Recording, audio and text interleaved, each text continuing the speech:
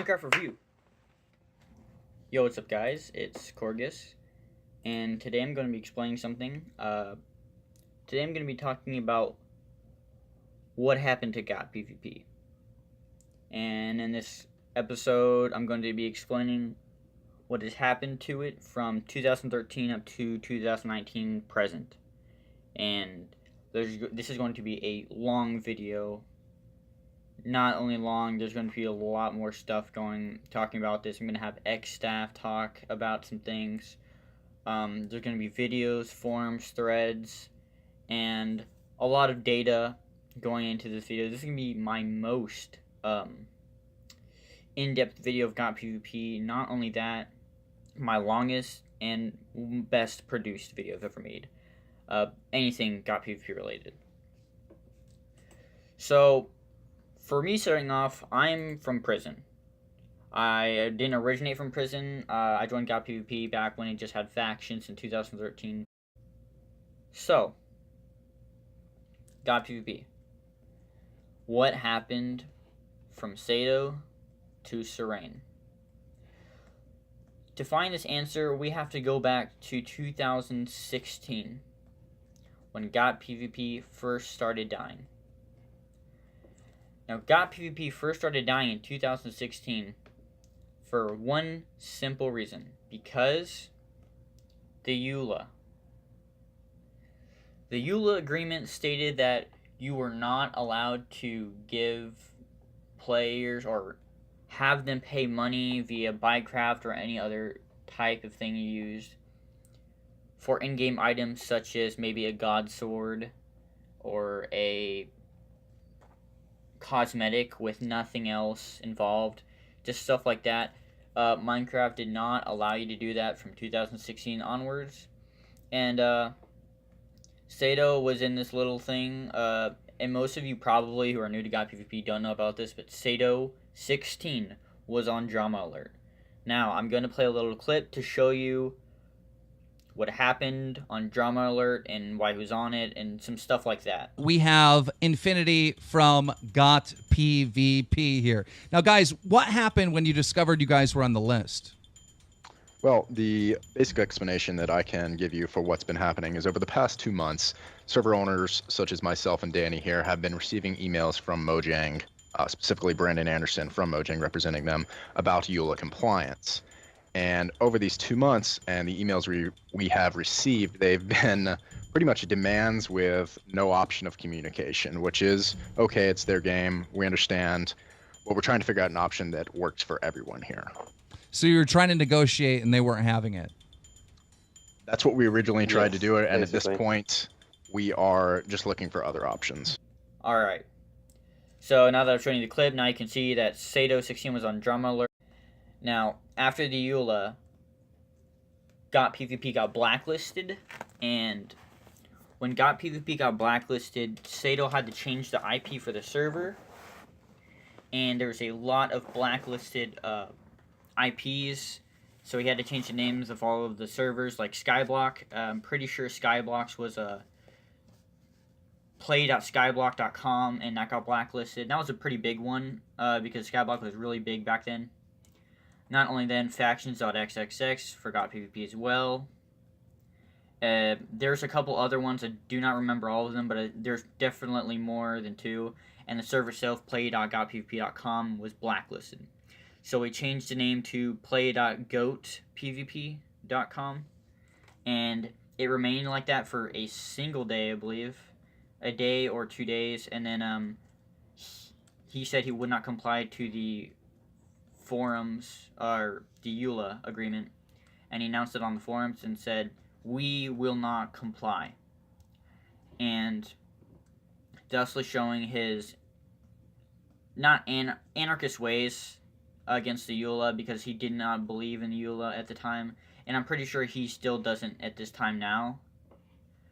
But there's more than just that to the story.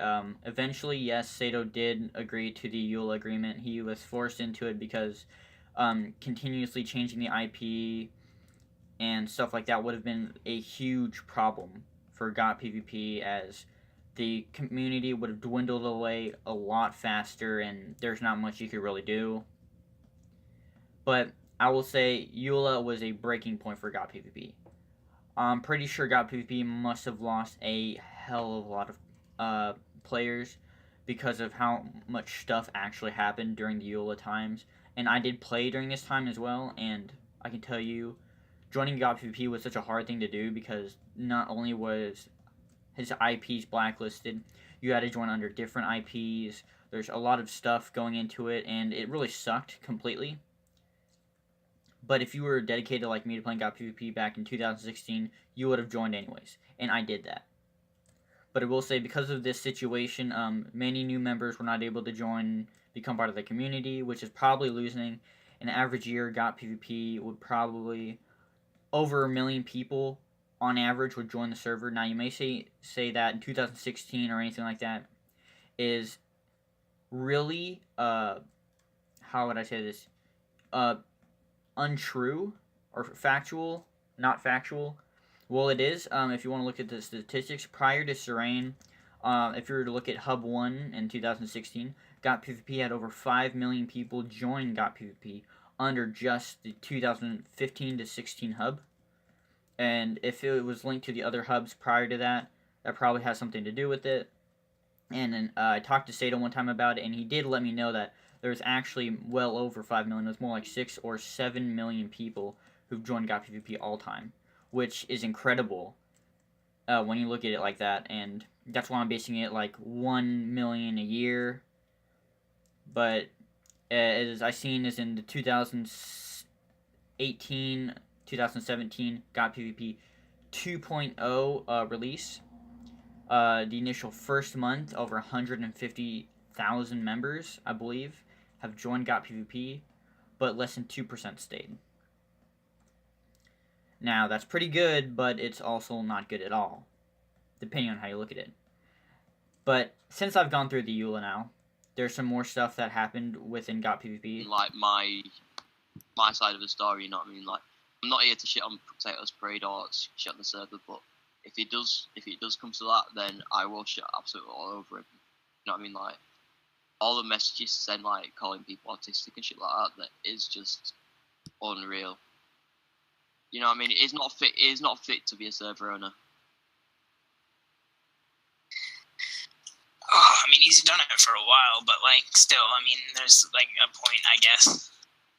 I mean, the point since 2013, maybe we're active for like 2 years. Okay, I grant him that. Okay, so maybe we're active till 2015. Since 2015, hardcore factions came out and toxicity came to Minecraft. And he does not realise that sort of aspect of the game.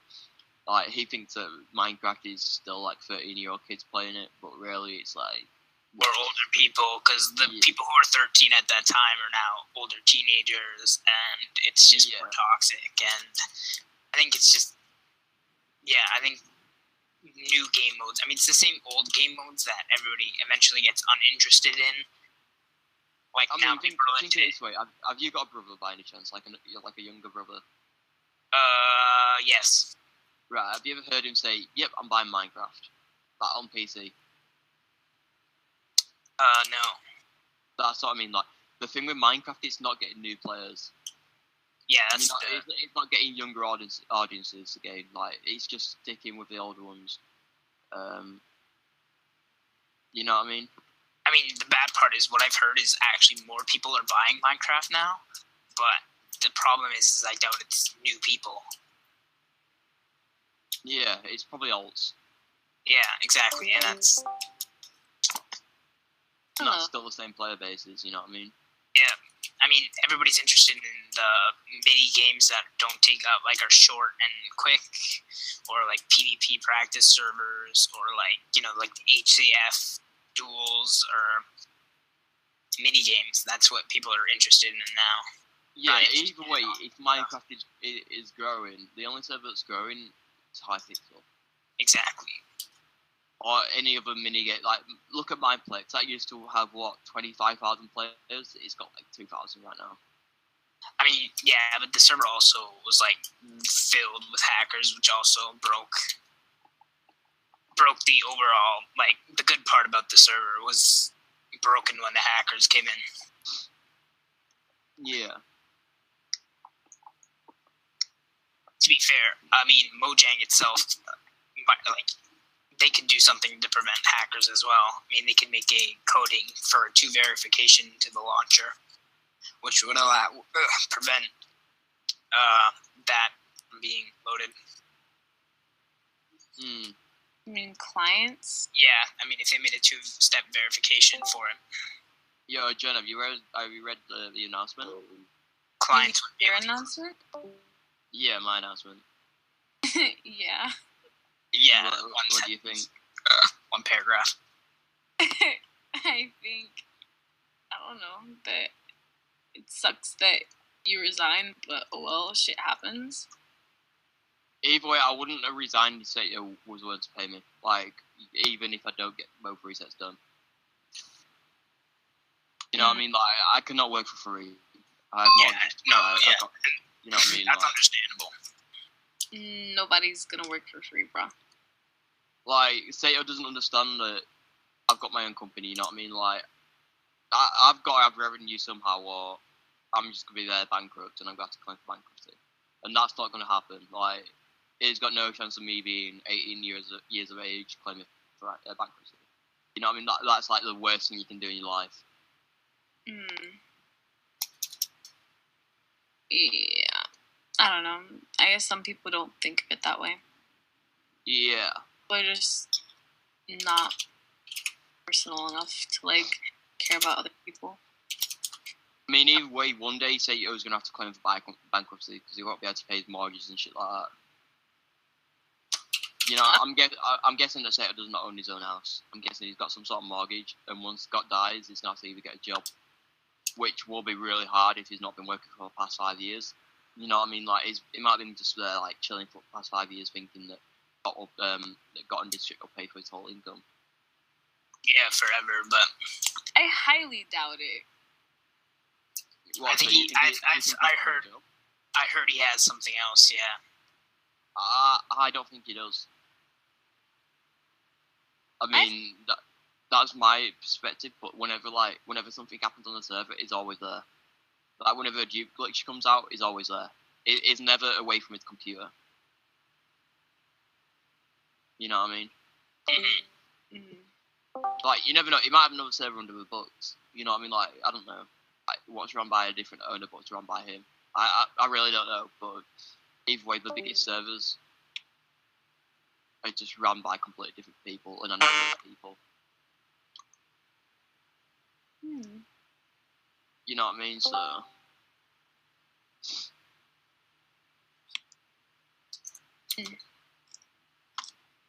either way, like, if the server that size, the server's gonna die without development. Very, very big problems with the staff team went down in 2017. In 2017, or we have to go a little bit farther back now, there was a staff member on Prison, and her name was Bumpkin 101.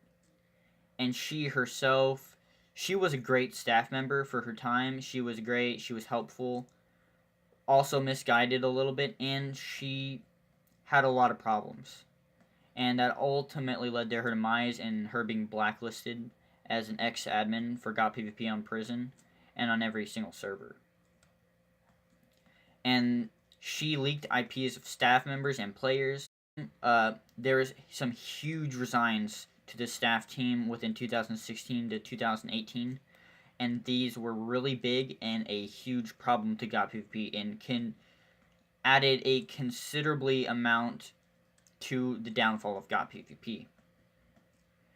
We're going to start off with some of the first big ones first, was the resignation of Jordy, the KitPvP OPVP admin, from, I believe, 2015 to 2016, or it could be 2014 if I'm wrong. On his resignation came the following of Scott Davo's resignation. The only Prison 1 staff at the time, besides DJ Edos, was Tex Dave. He was the only moderator that Prison had at the time, because Prison was not a place to be because of how toxic it was. it was insanely toxic.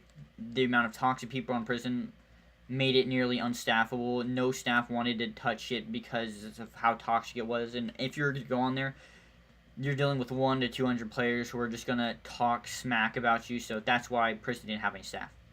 But Tex Dave was well respected in the Prison 1 community, and he seen the opportunity, became staff, and he was a great staff member. He got all the way up to mod, but then he resigned. And as well as in his resignation, so did DJ Idos. And DJ Idos' resign was insanely bad for prison. It was terrible. This is when prison collapsed. DJ Idos was the only, besides Orion, Rondu, and Bumpkin 101, as the only good last original prison staff member there was.